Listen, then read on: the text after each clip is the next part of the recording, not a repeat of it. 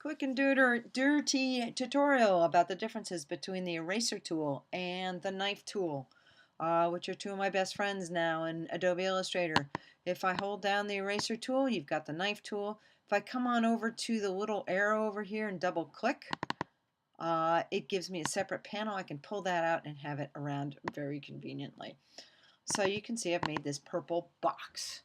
And if I want to use the eraser tool through there, if I start off the box and go all the way through, that cuts through just great, and it leaves this big space in there.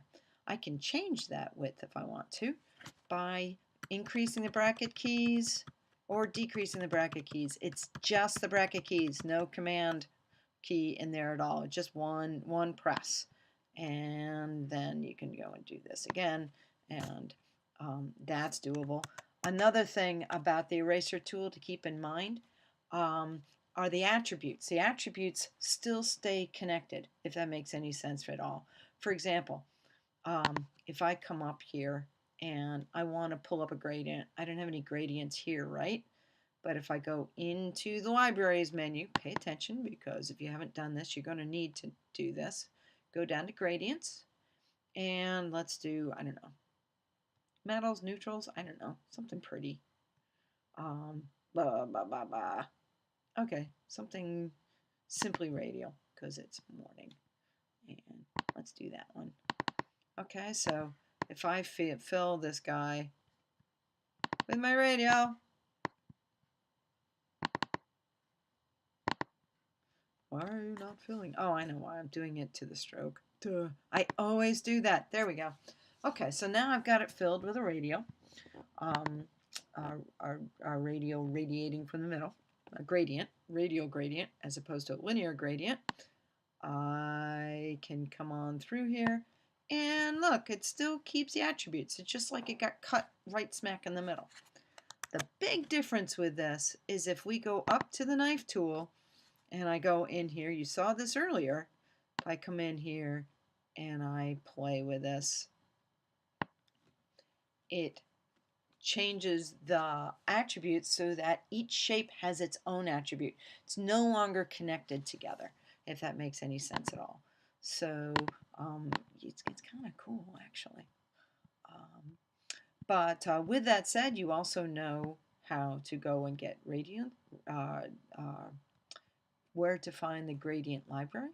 If you want to change those gradient libraries, if you want to change the attributes to that, click on over onto the gradient panel, and you can make it linear rather than radial. So if you make it linear and you maybe change the color a little bit, make it a little more hideously pink. Maybe we should throw a little purple in there and make it a little less hideously pink, but it's still pretty bloody hideously pink. Okay, and of course, look what's up in front. That's why I haven't seen it change.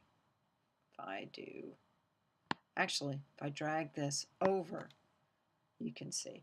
Now I've made it, you know, linear versus radial. Dang it, why does it always do that? There we go, radial. Now, if I want to change this, I can change it here any way I want, and then keep switching that.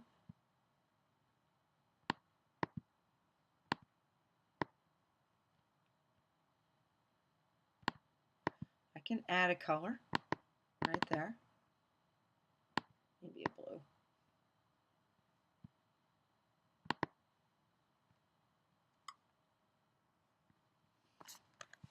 I'm going to hit the letter X.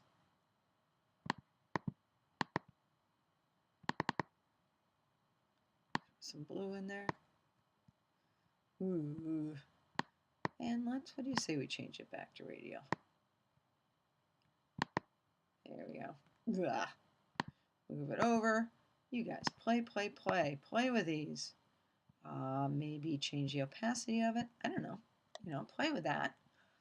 Or we can come on over and grab the gradient tool over here. Remember, these are the gradient attributes. This is your panel. Here's your tool brush. Okay? and it allows me to mess with it any way I want. I can even grab the center of it and change the directions of it, and have a good old time. Guess what I'm going to expect you guys to do for the next thing. I don't like that. There we go. I mean, come on, the red, white, and blue is gross, but having fun playing with it. So I want you guys to have fun playing with it. Okay, it's just like over here. And it doesn't keep changing over to stroke, which is really, really nice. And that's it. Thank you very much.